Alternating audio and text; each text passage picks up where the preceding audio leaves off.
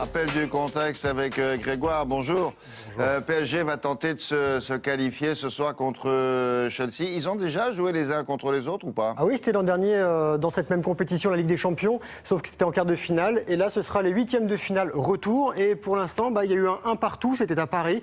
On vous parlera tout à l'heure d'un petit chiffre du pourcentage de personnes, d'équipes qui sont qualifiées pour la suite de la compétition après un partout à domicile. On va commencer par des qualifiés hier soir, et notamment le Real Madrid. Regardez, vainqueur à l'aller en Allemagne 2-0. Le Real Madrid en blanc démarre mal à Santiago Bernabéu. Schalke 04 ouvre le score à la 20e minute de jeu par Fuchs.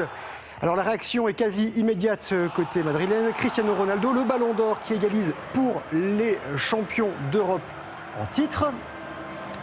Alors les Allemands vont repasser devant avec un but en 2 temps, conclu par Huntelaar. Et Ronaldo, à nouveau, qui met les deux équipes à égalité de partout. Le Portugais, meilleur buteur de Coupe d'Europe avec 78 réalisations à lui seul. À la mi-temps, le Real tient sa qualification et Madrid qui passe en tête à la reprise grâce à Karim Benzema, l'international français. Oui. Vous allez voir, il s'amuse, il joue avec la défense allemande. Hop là. Mais les Allemands, malgré tout, sont très en forme et ils n'ont pas dit leur dernier mot. Sané, puis Huntelaar encore lui, permettent à Schalke 04, Schalke Nunfir dans le texte, de s'imposer 4-3. Mais c'est bien le Real qui se qualifie pour les quarts de finale. Voilà, qualification également, William, du FC Porto. Les Portugais qui avaient fait match nul un partout chez les Suisses de Bâle, qui ont donné une leçon de foot à leurs adversaires. Victoire de Porto 4-0. Premier but de Brahimi, voici Brahimi, suivi par Herrera, Casemiro et enfin Aboubacar avec un beau boulet de canon. On vous le remet au ralenti. Voilà ce que ça donne plutôt sous un autre axe.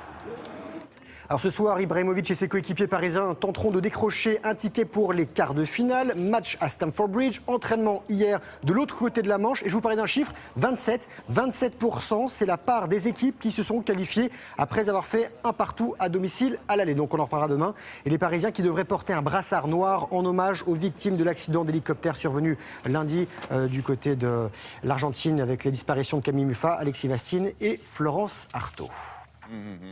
Effectivement, le monde du sport est en deuil. On l'a vu depuis hier avec les hommages qui se multiplient pour leurs camarades qui sont morts hier.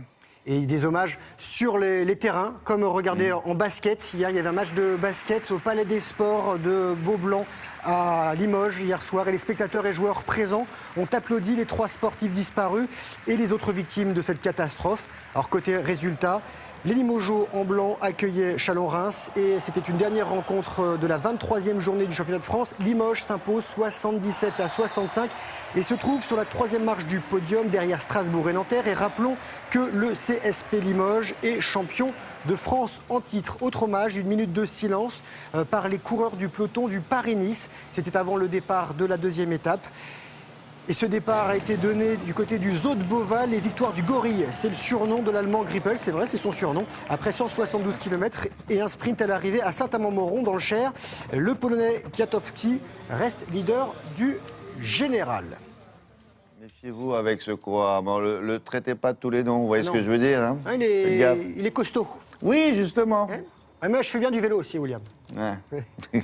Qu'est-ce que vous ne faites pas bien, Grégoire? Je fais très bien du snowboard. Non, vous voulez des images? C'est plutôt des copains. Voilà. C'est du côté de Sanary-Soulan dans les Hautes-Pyrénées avec les meilleurs riders mondiaux qui s'étaient donné rendez-vous pour la Pony Session, 13e édition de cet événement snowboard, unique étape française du World Snowboard Tour, le circuit mondial de la discipline. Un beau snowpark shapé, c'est-à-dire dessiné, vous le savez maintenant, William, de main de maître, vous avez vu, avec une tête de cheval. Mathieu Crépel, c'est lui, le local de l'étape, multiple champion du monde, et ses copains ont fait le spectacle, mais les Français n'ont pas de place sur le podium. En revanche, une petite caméra embarquée pour terminer en action. Voilà ce que ça donne. Il y a beaucoup de neige sur nos sommets dans les Alpes, dans les Pyrénées. Allez-y, profitez-en. Il faut y aller.